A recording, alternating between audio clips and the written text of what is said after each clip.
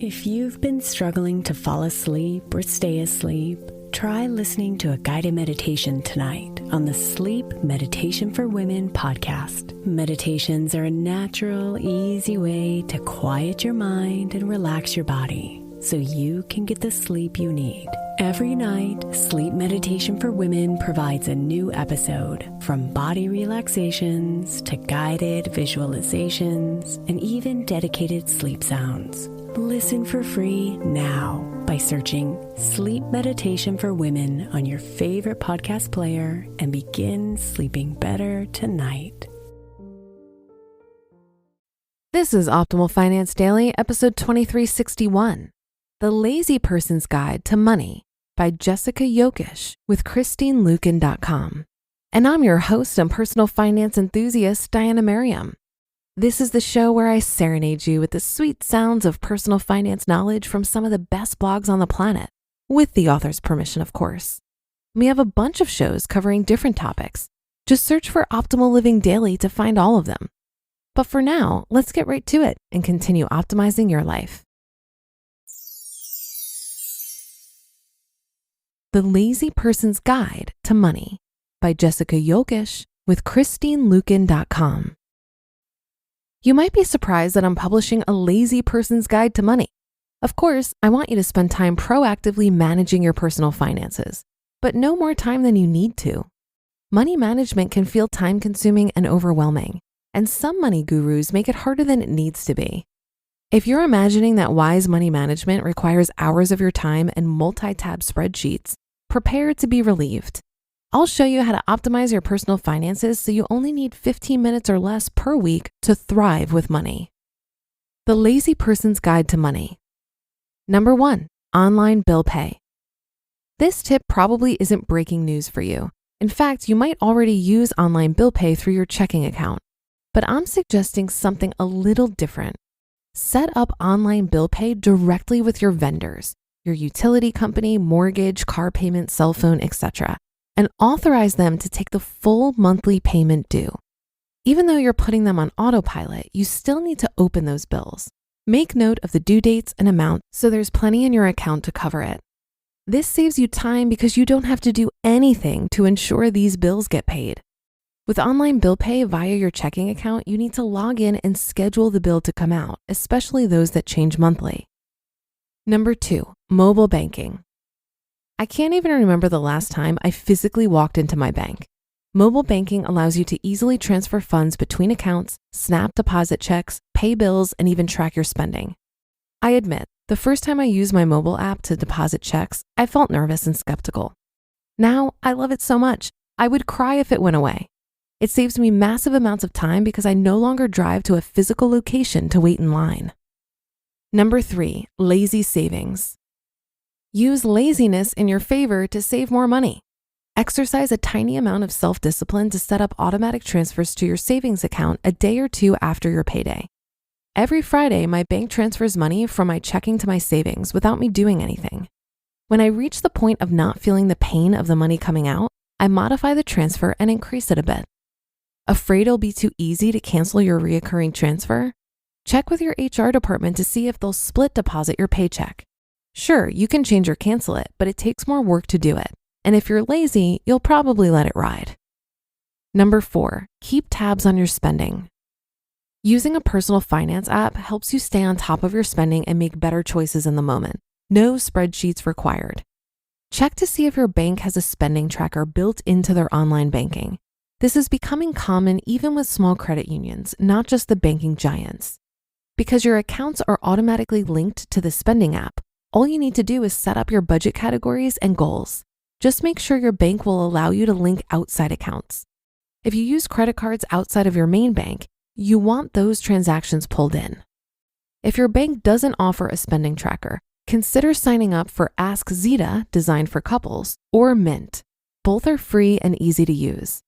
It can be overwhelming and time-consuming to set up a personal finance app. If you're feeling super lazy, you could hire someone to do the initial setup for you. Even if you DIY it, once it's set up, the spending app will save you tons of time and money down the road. And number 5, pay someone else to mind your money. Speaking of paying someone to do it for you, I'm a huge fan of delegating. Honestly, some money tasks aren't a good use of my time because I'm not skilled in that particular area of personal finance. Sorry to break it to you, I'm not an expert in all areas of money. In college, I earned my one and only D of my entire scholastic career in tax accounting. It makes sense for me to delegate my business and personal taxes to an expert, my CPA Alice. I also delegate the selection of my investments to my financial planner, Darren. I have zero desire to stay on top of tax law or the ups and downs of the stock market. I pay a little bit of money to have people who are smarter than me handle those parts of my money. And you probably should too. One little note. Now that you've discovered the lazy person's guide to money, there's one caveat. This doesn't mean you ignore your personal finances. These hacks are meant to optimize your money management time and effort. Now, you should only need to spend about 10 to 15 minutes per week to stay on top of your personal finances.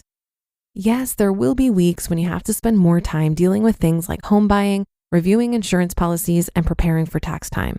But at least you won't be spending hours updating budget spreadsheets. Even a money nerd like me is relieved to hear that.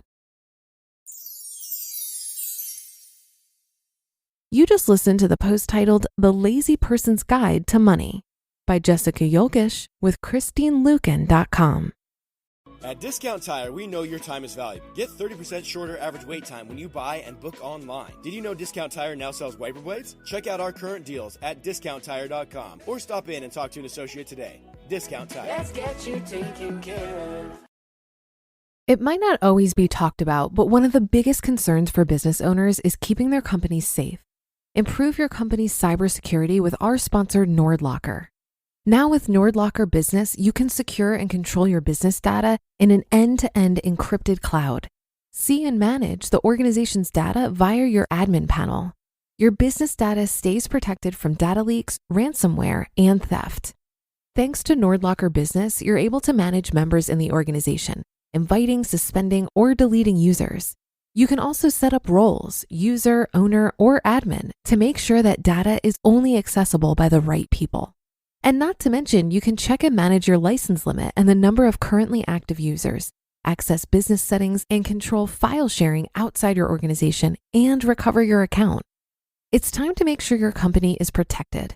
See NordLocker Business in action now with a 3-month free trial by visiting nordlocker.com/creators with code OFD. That's a 3-month free trial when you visit nordlocker.com/creators and use code OFD. As a proud, lazy person when it comes to money, I'm fully on board with almost all the suggestions in this article. I will say becoming lazy about my money only worked for me once I developed some frugal muscles, grew and maintained a large gap between my income and expenses, and curbed any desire to overspend. When I was first cleaning up my money, the key for me was building awareness. I needed to look at all of my inflows and outflows regularly, develop and engage with a budget, develop a lot of mindfulness and intentionality around my spending. But once those habits were solidified, everything went on autopilot. All bills are on autopay, investing is automated, tracking my spending is automated, and I haven't walked into a bank in probably 10 years. I now have the pleasure of money no longer taking up so much of my attention, except when I'm talking to you about it, of course. While I'm fully on board with outsourcing taxes and working with a CPA, and I also recommend working with an attorney or service for estate planning, I would pause before hiring a financial advisor.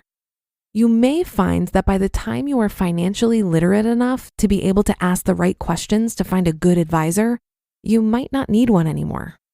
Financial advisors, especially ones that charge an assets under management or AUM fee, can really burn you if you don't select the right one.